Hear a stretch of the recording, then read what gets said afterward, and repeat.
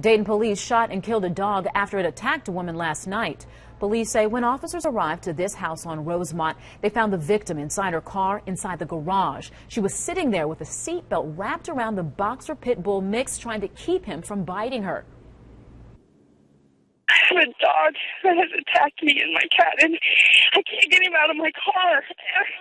I'm sorry, he's in your car or outside the car? He's in my car. I was trying to get in the car to get away from the car. Police say that the dog kept charging at them, thus they were forced to use deadly force.